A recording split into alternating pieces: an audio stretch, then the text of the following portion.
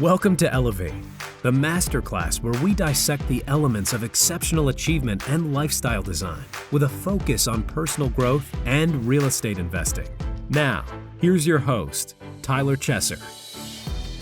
Elevate Nation, welcome back. This is Tyler Chesser. I'm so thankful to have you here, and I'm blessed and grateful to be sitting with Travis Watts today. If you don't know Travis, just get excited because he's a great guy. He's a high energy guy, and he's super knowledgeable in the world of passive investing in real estate. So I think there's going to be a ton of wisdom from the show today. I hope that you enjoy this conversation as much as I know that I'm going to. And with all that said, I want to welcome you back to the show where, you know, at the end of the day, it's our mission to identify and apply how the best of the best raise the bar personally and professionally to achieve greatness in real estate and beyond. And as you know, we're going to take it to another level. This is the show where we sit down for mind-expanding conversations with influential authorities in real estate, as well as top experts in other industries and disciplines. And we will distill the mindset, the habits, the routines, systems, tools, strategies, and so much more from an individual like Travis Watts, who is elevating to a life without limits, using real estate as that vehicle to get whatever he wants in his life, to have an outcome that he cares about. And that's what it's all about. That's what real estate is all about. That's what passive investing is all about. That's what active investing is all about.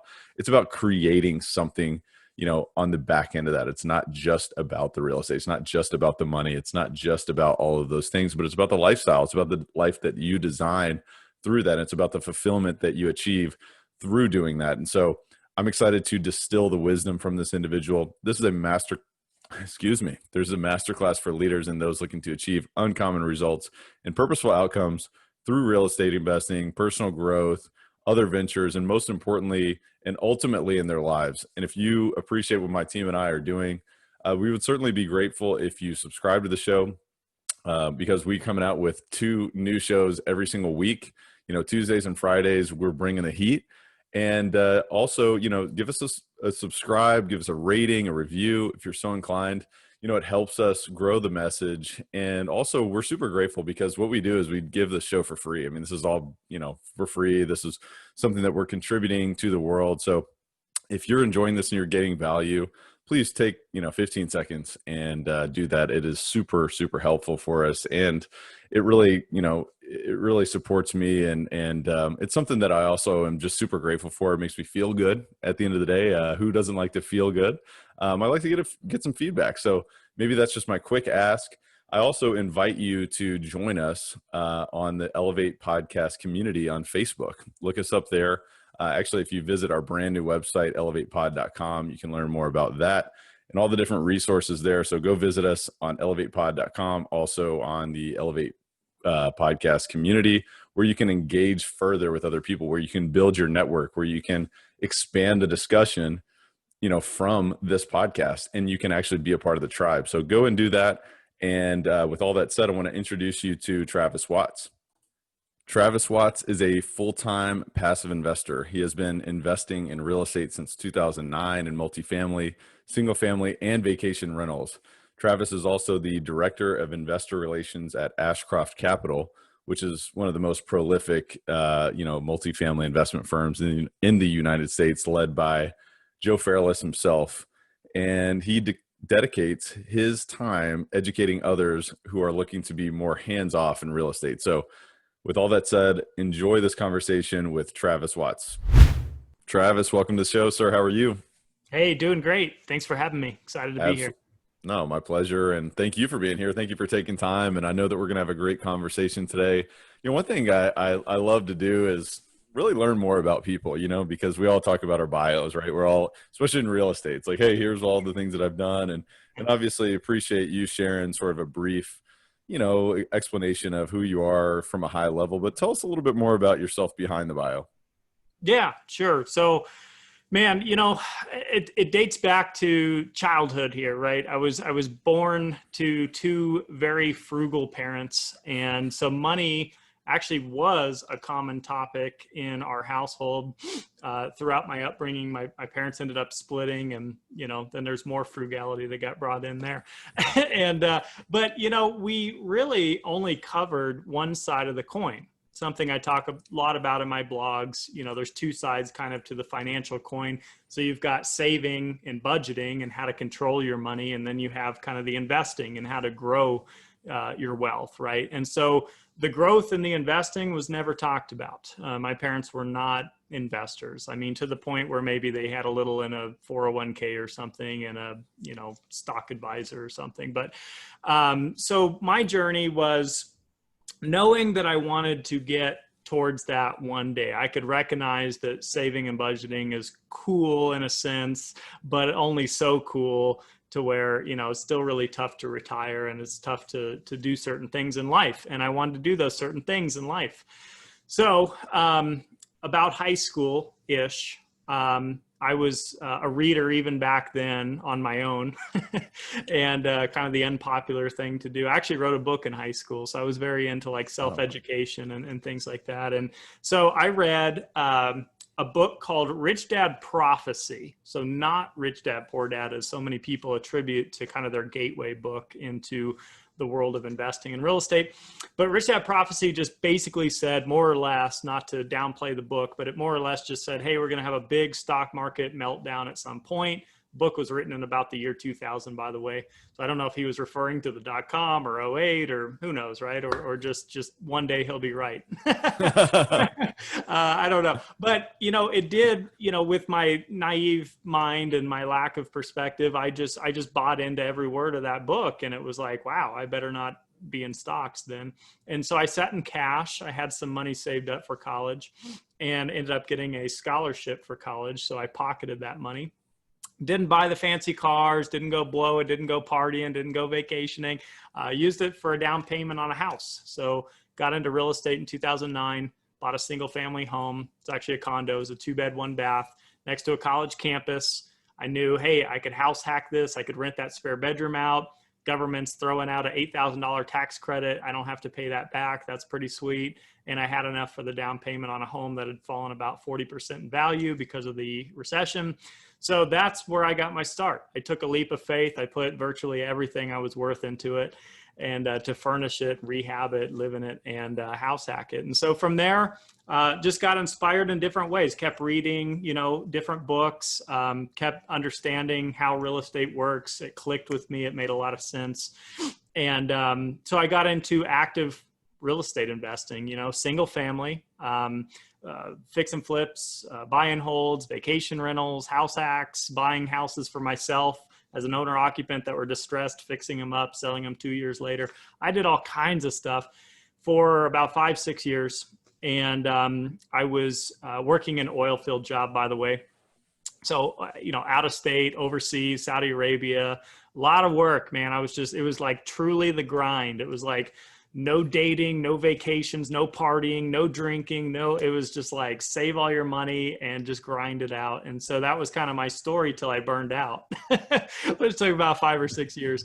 And then I thought, you know, I love real estate, you know, wholeheartedly. I love cash flow. I love the tax benefits. I love it, but I don't love being in the business of real estate. I don't love managing tenants. I don't love taking all my free time, driving neighborhoods, trying to find a property.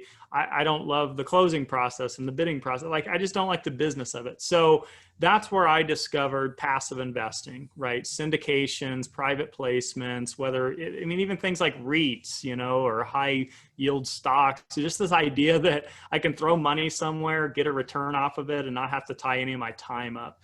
And so that's what I've done from 2015 to 2020.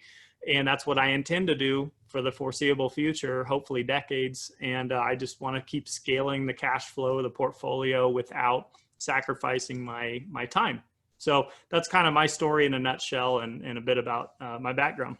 That's awesome, man. And there's a lot there, obviously. I mean, we could go all the way back to the beginning. You're talking about sort of where you came from with frugal parents and, you know, that model of the world, you know, only focusing on saving rather than, you know, what can we do to grow our wealth or grow our capital? And it is interesting. I mean, you know, they call the middle class for a reason. I mean, most people are in middle class, right? Most people have that sort of background and, you know, you have to kind of break free of that mindset to a certain degree and be willing to, take risks and, work for, a greater future, and also believe that a greater future is possible. And you don't just have to play defense. You can also go on offense. So I think there's a lot of value in that. But, one thing I'd love to know, just you were talking about reading in high school and also writing a book in high school and how that was unpopular. And obviously unpopular is like the biggest thing that you're trying to fight against when you're in high school, right? It's like, whatever I can do to fit into the crowd, let me do it.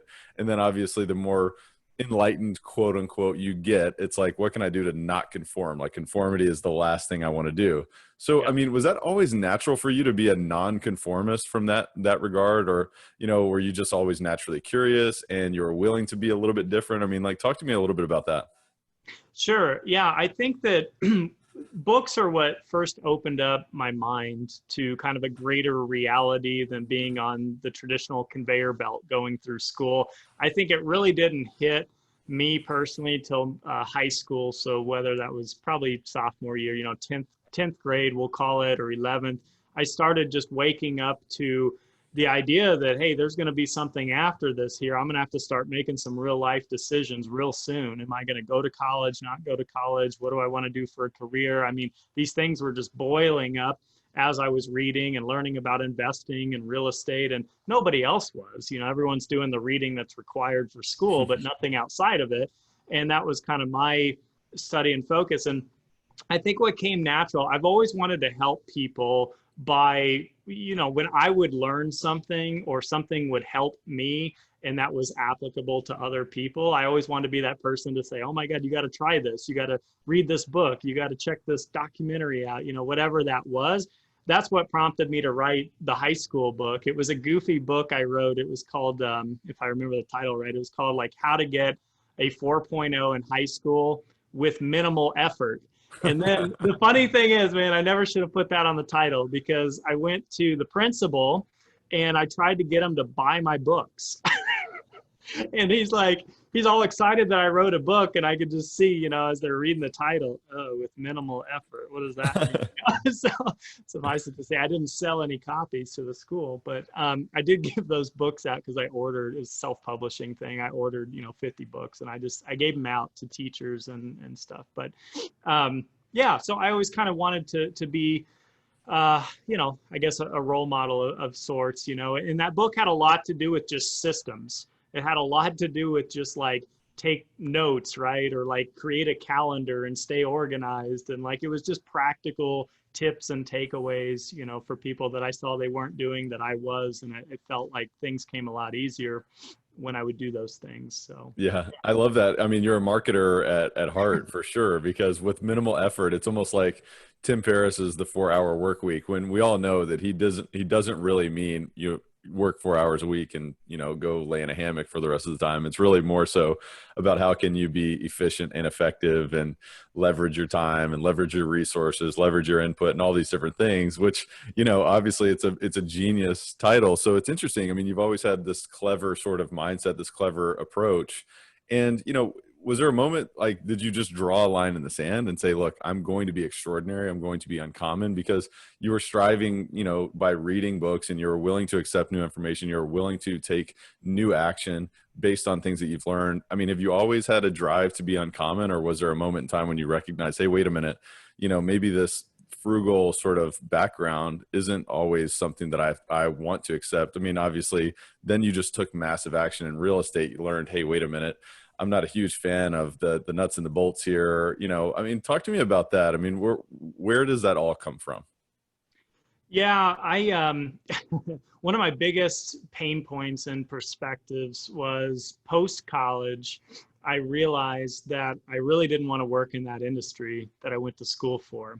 And that was such a setback, because honestly, I knew internally I shouldn't have even gone to college. I was just that person. I just felt like this was going to be the wrong thing for me.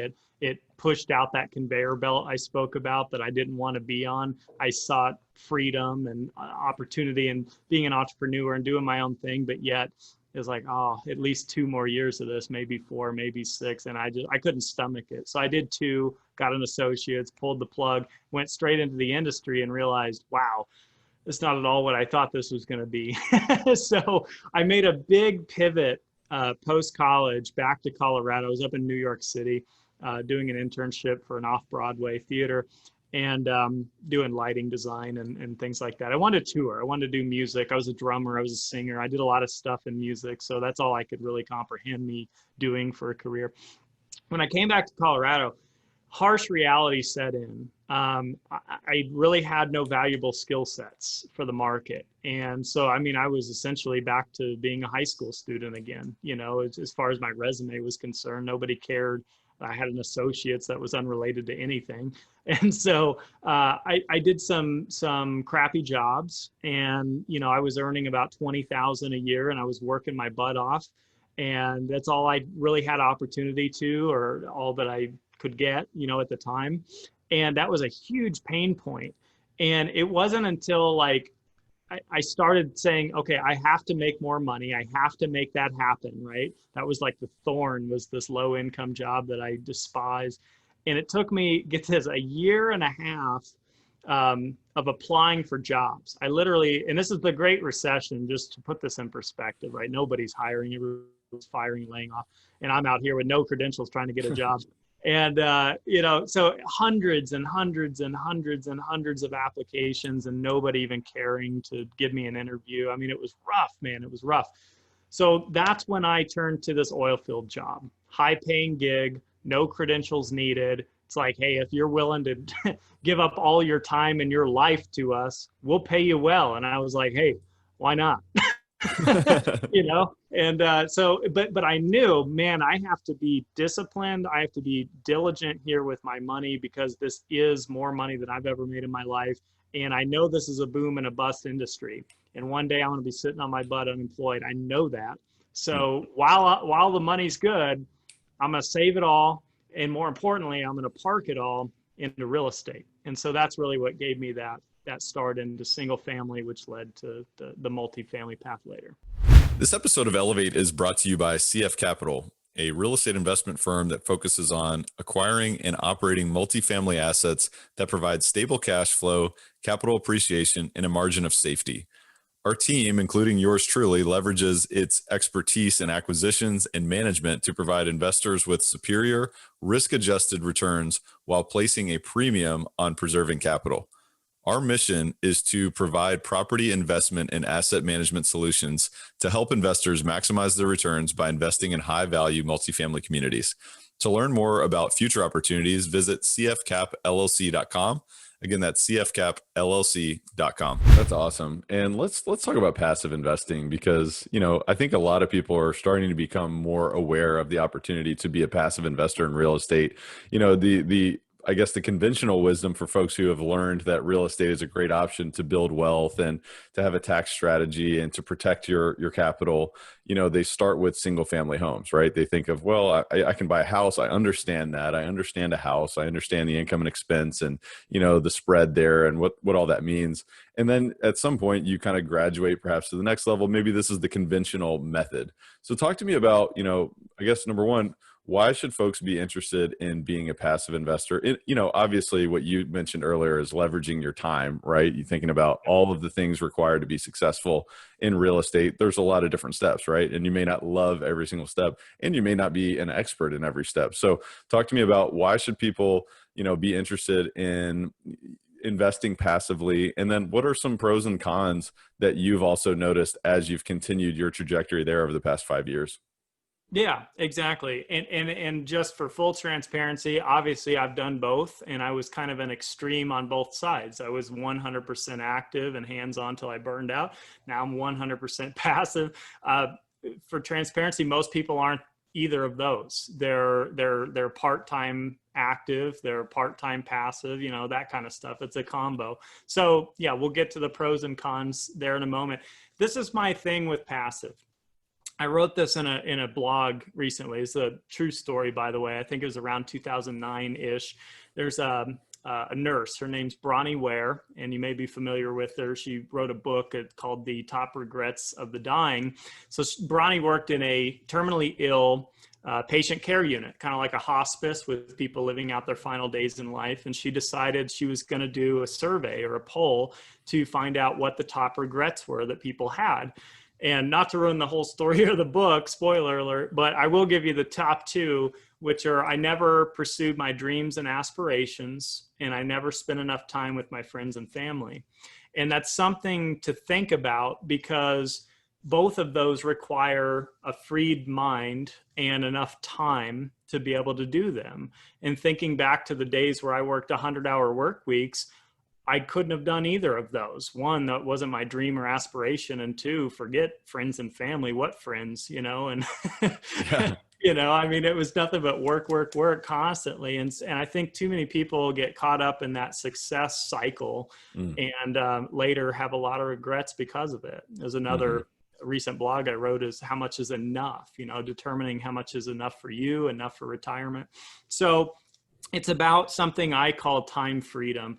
And time freedom to me is just, if nothing else, it's, the ability and flexibility over your time. What do you want to pursue? Maybe you work full-time and you'd rather work part-time. Maybe you'd like to make a pivot to a different career and try it out, but you're a little scared of maybe the pay cut that goes along with that, or any other risks associated. So time freedom is created by passive income. It's created by income streams that come in without you having to work or exchange your time for them. As you get enough passive income built up to pay your lifestyle expenses, then you have that type of flexibility. And that's what gave me a backstop from the oil field. When I calculated these numbers for myself, I realized, I could quit this job without fear, and that's really what I wanted to do. And so I made a pivot to doing work that I was passionate about, that I really wanted to learn from, that I wanted to engage in, that wasn't the oil industry, so that led to working at a brokerage house and learning stocks, bonds, and mutual funds, going through that licensing and all of that. And then that led back to real estate and working for syndication groups and learning that business from the inside out. And now kind of the education space, that I'm in now, and trying to help, coach people, if you will, not on a paid service, but just, to put out there these ideas and things that have helped me. And so, and then I guess the second part of your question is pros and cons. So pros to single family, or I'm sorry, to active, would be potentially making more money at it because you're paying yourself for your time. So if you're going to get out there and flip a house, you're probably going to make more money than doing a passive investment, right? But it's also going to take 3 months, 6 months of your time, whatever it may be. So you have to weigh that out. There's only so much you can do actively, no matter what we're talking about, before you're capped out. As a human, we all have the same amount of time each day.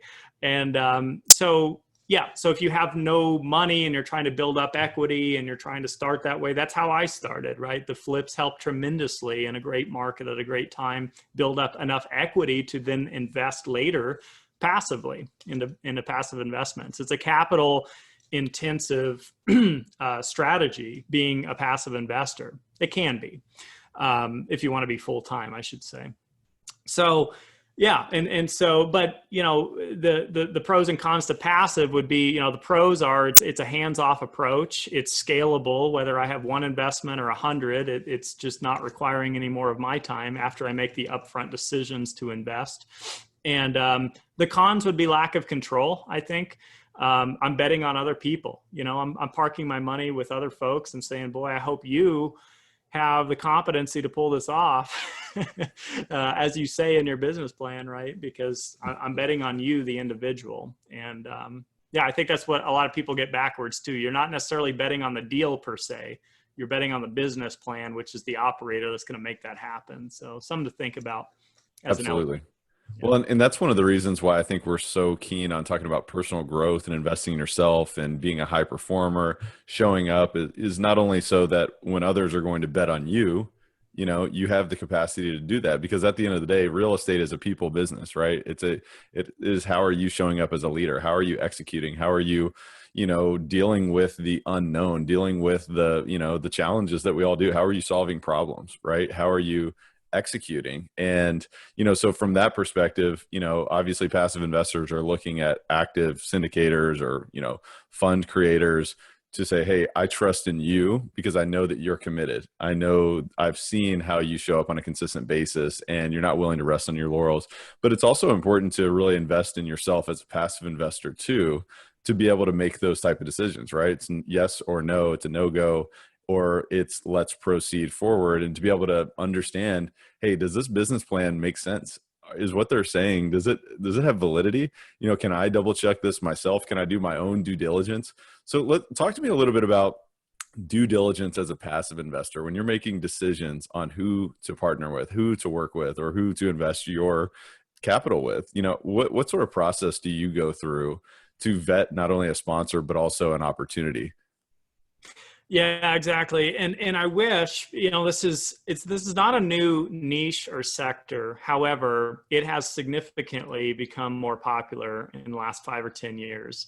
And so what I see now more than ever is a need for a simple solution vetting service or platform. Like imagine a Yelp, for restaurant reviews, but for syndicators, where you Wow, can that'd be log awesome. in and then boom, there's 1,000 reviews and the pros and the cons and the whole thing. And man, that needs to be created. And I'm not the best fit to create it, but hopefully somebody does. And I fully will support you or work with you if someone out there will do that. You But just planted a seed there, man. That's a big idea. I love that. That's awesome. yeah. So, and I get asked this a lot, like how do I find these groups and operators? There's a lot of answers. It depends on you, the individual. So how did I do it? Started with listening to podcasts, joining Bigger Pockets and online forums like it, and trying to network online. Now that was good to a point. And then I got to realize that there's more out there than just that. So I started joining local real estate meetups. I started attending, national conferences about multifamily and things where you have a lot of sponsorships and you can go meet face to face with actual sponsors and ask them questions. And most importantly, learn from other passives. There's a lot of passives out there, and that's kind of an illusion I get. I didn't know that. I thought I was one of the only ones out there. And so it's great to network. This is why I'm so big on networking and leveraging other people and attending conferences and all this. It's a win-win. I get to ask other people, who are you investing with, and what's your experience been with them, good or bad? And and we get to swap notes, so to speak. And you quickly realize there's some great key players out there and some widely known, brands. And so that's kind of how I did it. And so I recognized, obviously, that not everyone has the ability to go hop on flights and get hotels and go nationwide, conference to conference all year long. But that's what I was doing before COVID. And that's created a really cool perspective that I can share with others. The other thing I'll say is finding people that are, well, like myself. It doesn't have to be me, but people out there that are actually doing this. Someone who is a passive investor. I don't know, I've done 30 something deals. I'm not a guru or an expert here, but I've done enough to kind of know. I've invested with a lot of different operators out there. So leveraging people like that. So I open myself up, my time up to people on complimentary, 15-minute Q&A calls all week long, literally, from 18-year-olds who just heard about real estate to 70-year-olds that want to know what syndication means, and everybody in between. And so I like to, again, try to help and give back and be a resource, if nothing else, to point people in the direction of, you might check out this book, you might check out this seminar, you might, check out this group, whoever. So yeah, long-winded answer, but that's kind of the start of it. I love long-winded answers. That's what a podcast is all about. So thank you for that. There's nothing worse than you ask a question and it's like 4 words later and it's like, oh, wait a minute. What? Come on, let's expand upon this a bit here. So thank you for that. I love that. No, one thing that strikes me about you is that you're somebody who is very thoughtful, not only in giving information to other people and sharing and having the abundance mindset that when you give more, everyone wins, including yourself, and being open to receiving that. But, how else have you really kind of been focused on your own self-education, your own learning, your own growth? You've talked a lot about books. You've talked a lot about surrounding yourself with the right people, going to conferences, listening to other podcasts, listening to other people, surrounding yourself with great people. But what else do you do to really invest in your own self-education? Yeah. I think naturally, I just want to educate. Some of my best days, my happiest days, my most fulfilled days, no matter if we're talking a weekday, a weekend, a vacation, is like when I've learned 2 or 3 things, like 2 or 3 genuinely valuable things. Those are the best days. Or I create, something that way. So I have a natural, need for that. My worst days on the flip side are when I just say, I got nothing going on this Saturday, not one thing on the agenda. I'm almost depressed, it's like, it's horrible. And I recognize some people would want that to unwind and relax. So the other thing, so I launched a show with Theo Hicks called the Actively Passive Show. And it's the irony of being a passive investor, yet you still have to be active in different ways. And I'm maybe overly active in a lot of ways, giving back time and joining groups and doing podcasts and all this kind of stuff. But the point being that, so I'm in a lot of real estate groups. We'll just take it first from this perspective. So that's something I really love doing, is in-person networking, being a speaker, a panelist, answering people's questions that way. And on the flip side, this is how I've met mentors. And mentors have been beyond books and beyond podcasts and beyond everything else. What's worked best for me is to face-to-face network with a person that's 5 years, 10 years, 15 years, 20 years beyond where you are and where you want to go. Now, you can't know that until you do a little self-education and self-reflection to understand who are you and what are your strengths and what are your weaknesses, what are your goals, where are you headed. And so I think it started with probably a couple books. Managing Oneself is one that comes to mind by Peter Drucker. It's a short book, but Tony Robbins books, things like that, Awaken the Giant Within. And it just, provokes goal setting and, uncovering who you are, at your depths. And then, just writing some of that stuff down and then going out and seeking people doing that stuff, So mentors are probably above all. I think that trumps all self-education that I've done. All right. So let's go back to the actively passive investing, right? Yeah. Or being an active passive, like talk to me about the irony of that. And let's dive into there. Yeah. There's just not a lot of education out there, in my opinion, on passive investing. I mean, there is and there's not, but there's far more education out there on the active side of it. Here's how to syndicate your own deal. Here's how to fix and flip a home. But think about TVs and shows and movies. What do you always see? It's always the active side of real estate. So we created the show as a branch off of the Best Ever real estate investing advice podcast, kind of like a sister of that.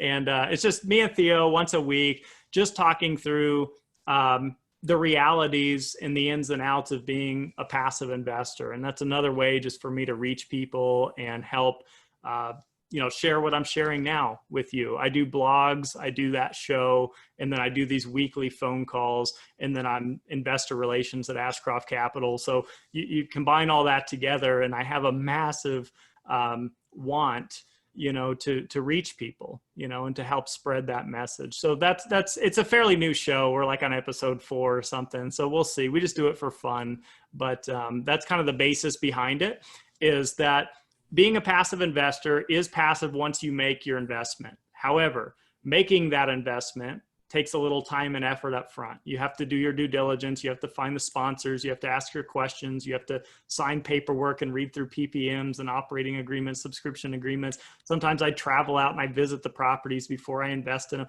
There is an active component. Now, it's somewhat optional on how active you wish to be. I know a lot of doctors and dentists, lawyers, attorneys that choose to be as little active as possible, rightfully so.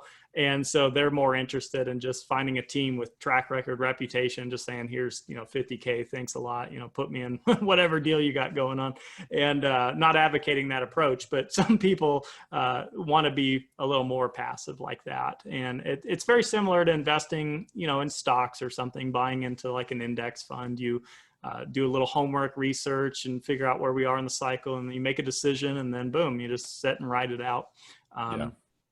but more with a cash flow emphasis, not really an equity emphasis. So Well, I think it's just an important distinction because at the end of the day, we're all responsible for our own capital. We're all responsible for yeah, our own future, which is what it's all about. It's about creating the future that you want. It's about setting the goals. It's about creating clarity on what sort of lifestyle do you want to create and what is it yep, going to take to get you there, through this vehicle. Are you going to be active? Are you going to be passive? If you're going to be passive, you still need to take an active role because at the end of the day, what are you going to do? You're just going to, invest in something and just close your eyes and hope it all works out. Well, guess what? Hope is not a strategy. So what can you do to educate yourself so that you make effective decisions? At the end of the day, real estate, whether you're active or passive, is all about decision making. It's all about handling opportunities and, solving problems and all these things. So talk to me about mistakes that you've made over your 5+ years of being a passive investor, and what mhm. would you tell yourself, when you were getting started, what you know now? Like, what would you tell your younger self based on the mistakes or based on the opportunities that you've seen? Yeah, I would say that so there's a balance here between educating yourself and taking action, right? And you don't want to go overboard on either of those. So in 2015, a mistake I made, which may not seem like a mistake, but it was I set a goal to read 52 books that year. So a book a week. And I thought, man, how smart will I be at the end of the year if I do that? Well, you you can't absorb all that information. It's like a fire hose got blasted in my face and I'm like sitting there in a whirlwind at the end of the year. Like, what just happened? And so, I wish I would have read maybe 5 books that year and then taken action as I was doing it. So it was too hardcore, too extreme. The other side is I see some people and some investors who maybe they have a liquidity event or some inheritance, or, they sell their business and now it's, hey, I'm sitting on a couple $1,000,000 or whatever it is. I want to go put that to work right now, like right now, today. What's the syndication all about? Oh, really? What are some groups? Here's 100K, and don't rush into it like that. Don't do that. So balance a little education, practice a little patience and go slower. You'll ultimately be better off that way. To the point of, that was one of my first mistakes, is I partnered with a few local groups to me in my local market that were doing syndications that were not key players, that really didn't have the experience, that certainly didn't have the track record.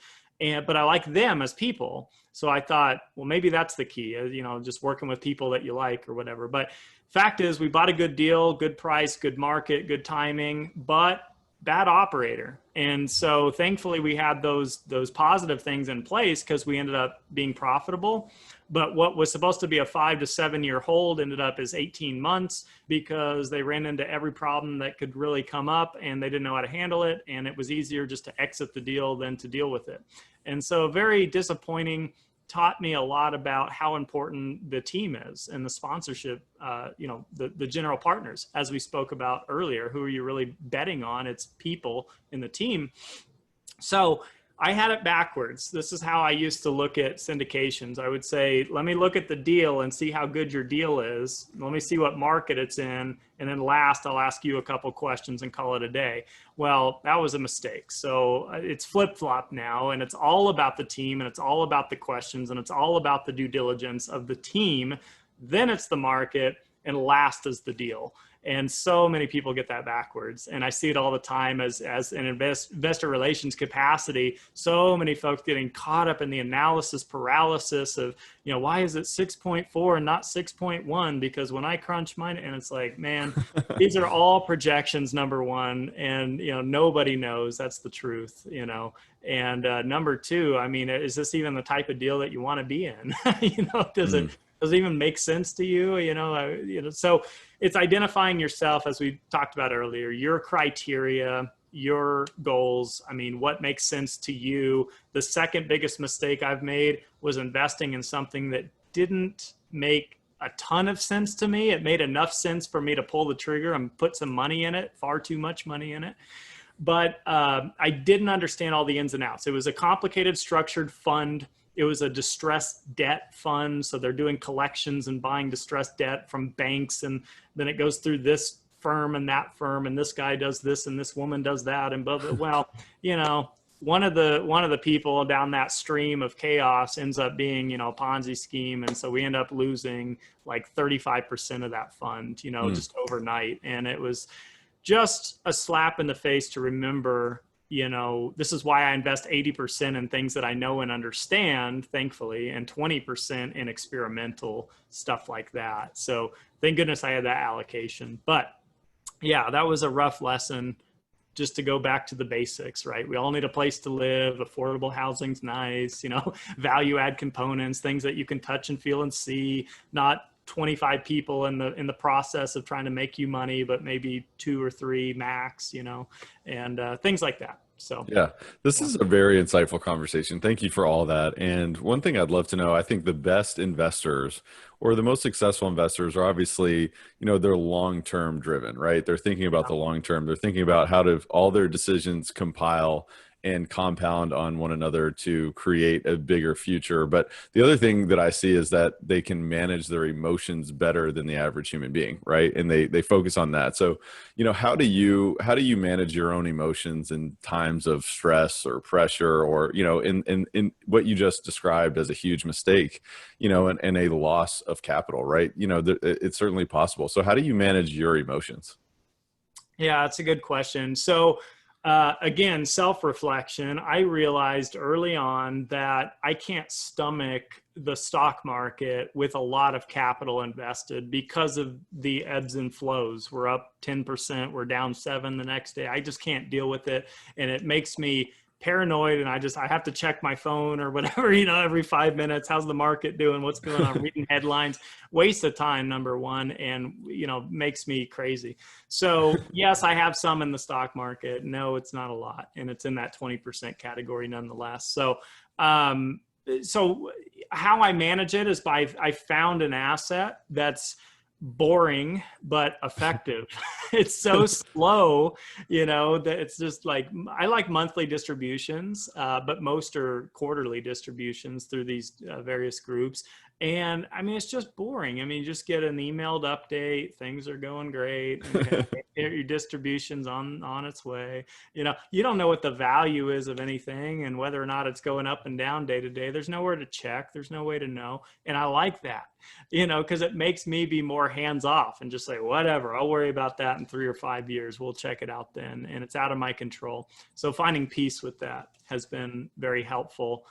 In terms of investing, that's how I manage my emotions. I love that. It's just knowing yourself and knowing that you're going to feel erratic when you know that you can check the value up and down and all these different things. And so building the system and recognizing that real estate is going to cause you to commit to a long-term process, and you're not going to see the ups and the downs. And, I love that. That's one of the things that we all love about real estate. It's like a pro and a con, right? The illiquidity to a certain degree can be, it can certainly be a pro from the capacity that you just described. And it can also be perhaps a con if you wanted to exit. But, just knowing human behavior, right? We make decisions and then we go back on our decisions. So what can you do to build systems in your life, in your financial life as well, that can, really cause you to commit? So thank you for that. And it comes down to knowing yourself. And it seems like that's one of the things that you're very cognizant of, is your own self-awareness. So, I mean, obviously I would think that your answer to this next question would be what you have described throughout this conversation, which is self-awareness. But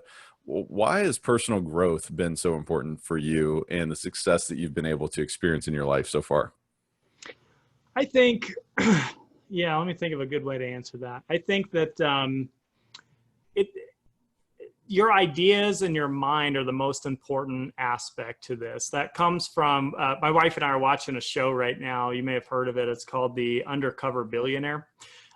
It's an awesome show, and it's basically self-made billionaire that makes $1 million bet that he's going to be dropped off in a town he doesn't know about with $100 in his pocket, and he's going to start $1 million business in 90 days. And if he doesn't, he has to put $1 million into the business, to make it work. But it's a cool reality check as you watch him build teams and network with people. And of course he's using a fake name and all this stuff. It's really brutal, from sleeping in a car to like flipping tires on Craigslist, all the way up to, flipping cars and flipping a house to put into a business. It's cool to watch that progression because I saw myself go through a lot of similar things, but in a lot slower pace, So I think to answer your question, a couple of things. One is, self-education just cuts the learning curve. So I'm so into knowledge hacking, and knowledge hacking, just to give a definition, I guess, would be like a book is a knowledge hack. So you're taking a person who's maybe got 20 years experience doing something, and they've condensed that down into a 200-page book for you to read for 10 or 20 bucks. That's a tremendous value because it saves you so much time. You don't have to go through 20 years to learn the same things. Now, additionally, on top of that, I'm into like knowledge hacking and knowledge hack, which is like I started doing book reviews. I just launched that. And so for people who don't even have a month to read a book like that, I'll break it down in 10 minutes. Here's the key takeaways and what I learned and what you're going to get out of it and how it's written and the good, the bad, the ugly. And so that's what I try to be for other people. And I think that's the biggest benefit of self-education is just cutting the learning curve and getting there faster. And if somebody, I haven't finished that show, by the way, in transparency, I don't know how it turns out, but I'm predicting, because it's a TV show, that he pulls it off. But just to think, you could start $1 million business in 90 days. What makes the difference between all these small timers in this local town and this billionaire that's kind of been there, done that, is just simply his mindset.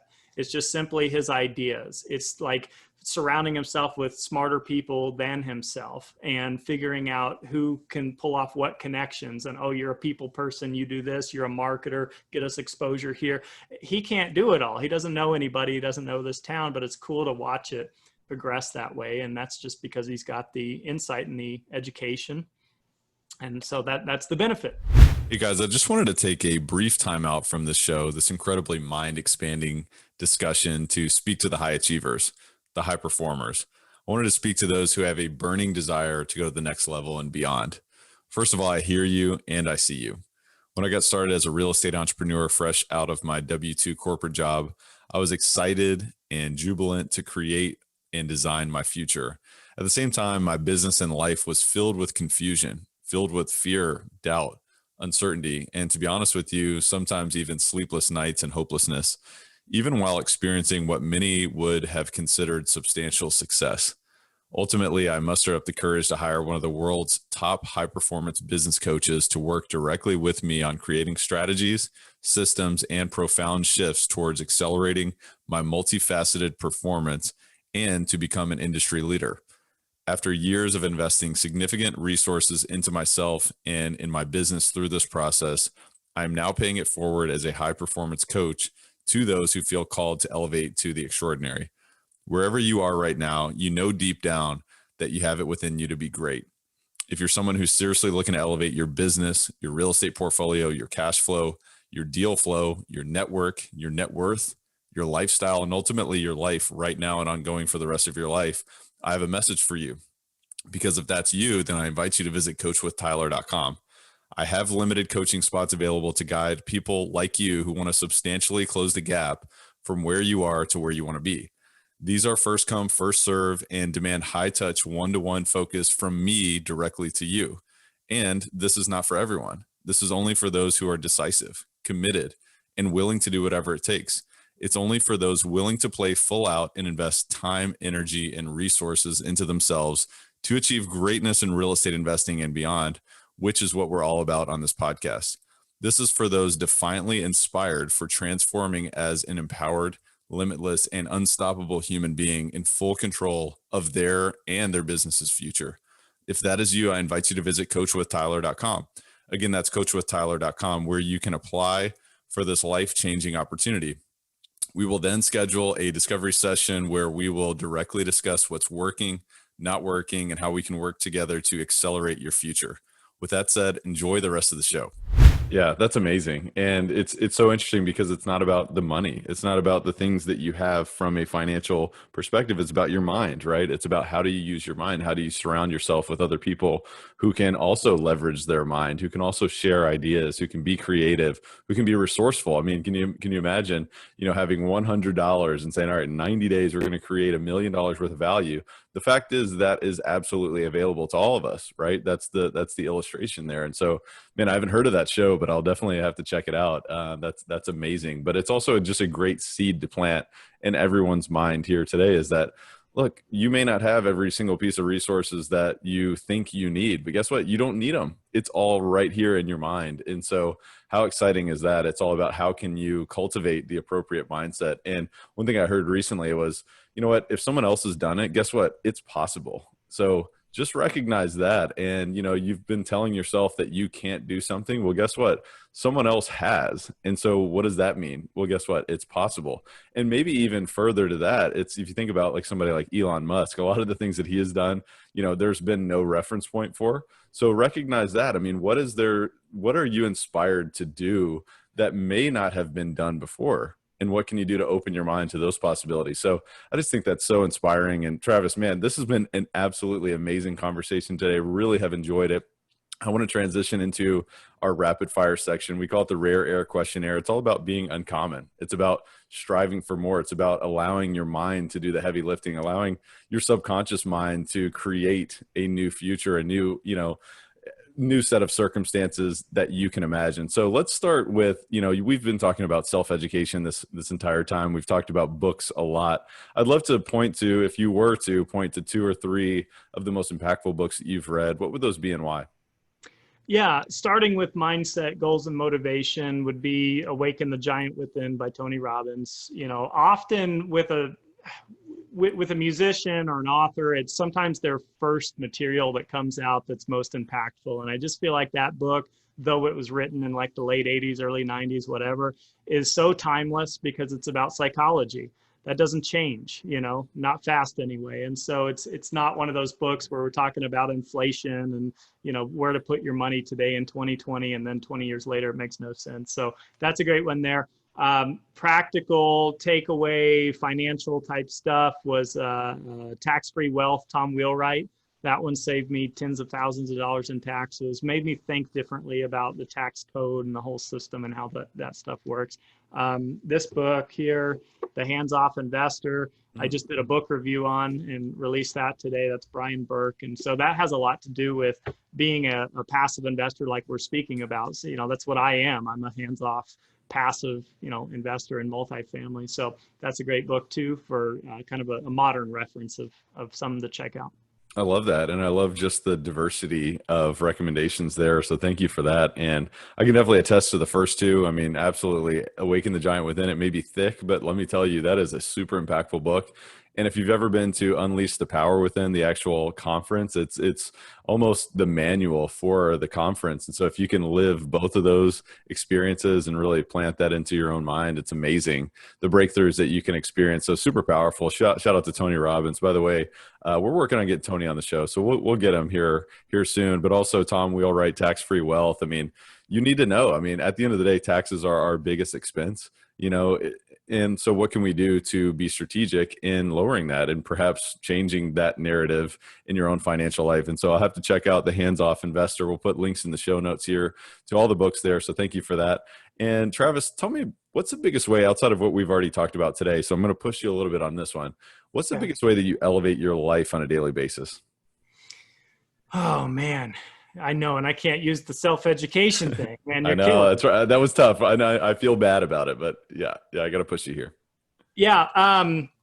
Biggest way that I elevate my life on a daily basis. I've learned, me personally, if I put too much focused time into one thing, I burn out fast and I need a lot of time off afterwards. Sometimes I'll just get into a blog and I'll put like 7 hours in and then like I'm spent for 2 days. Like I just can't recover from that. So I think what I try to do is I implement meditation. I'm not good at naps. I can't physically fall asleep for some reason in the middle of the day, but I will completely just meditate or rest, in intervals throughout the day. And again, I know that may not be applicable to everybody, but it sure helps get that drive back like an hour later. And then I'm timeless at that point. If I just take a little rest, get a little food in my system, man, I could just do that for 24/7. So I think that's been extremely helpful in staying effective and productive, I should say. Yeah, and it's in life and business, it's all a series of sprints, right? What can you do to sprint, take a little bit of a rest, downshift the mental gears and be ready to rev up, the engine here again. So thank you for that. That's a great takeaway. And again, I know I pushed you because I know where you're going with self-education, and you're like me. It's like you can never stop learning, right? Let's learn something new. Let's create a new future through learning. So I just admire your affinity for that concept as well. So thank you for that. But Travis, what's the biggest way that you elevate other people around you? I'd say right now it's doing these phone calls. I launched this back in March, and it's simple. It's a Calendly link. I put it on my LinkedIn and Facebook and Instagram, and you put it in your show notes, and you just click it, pick a time that works for you. Let's chat for 15 minutes. The only thing I ask is that you don't sell me something because I'm not selling anything in return. This is literally networking. This is like, who are you? Where are you at? What are your goals? What's going on? And seeing if I can be a resource, whether someone's flipping a home, whether someone wants to learn passive investing, it doesn't matter as long as we're talking, business, real estate, stuff like that. So I give back my time. Joe Fairless, we were in a meeting with Joe not too long ago, and he's talking about this concept of, you have to have enough of something to be able to adequately give that back to others. Money would be a simple example. If you can't even pay your own bills, you really don't have enough to be giving back in a meaningful, impactful way, I should say, not meaningful, but impactful. For me, it's time. So I freed up so much of my time with passive income that I thought, all I got is time now. What do I want to do? And so I give back my time to others, to answer your question. That's what I do. That's awesome, man. You're a great person. And Travis, what an awesome conversation. Is there any parting thoughts or words of wisdom that you'd share with Elevate Nation today? I'm usually asked about quotes, and you probably can't see it. I got this bracelet here, and it says, learn more, know less. And it's been this, that's a Neil Strauss quote, by the way. But it's been this journey of kind of letting go of the ego and being open-minded to listening to what other people have to say, and, trying not to have a bias towards something, and so that's kind of the journey I'm on right now. So just, I guess, let that sink in, learn more, know less.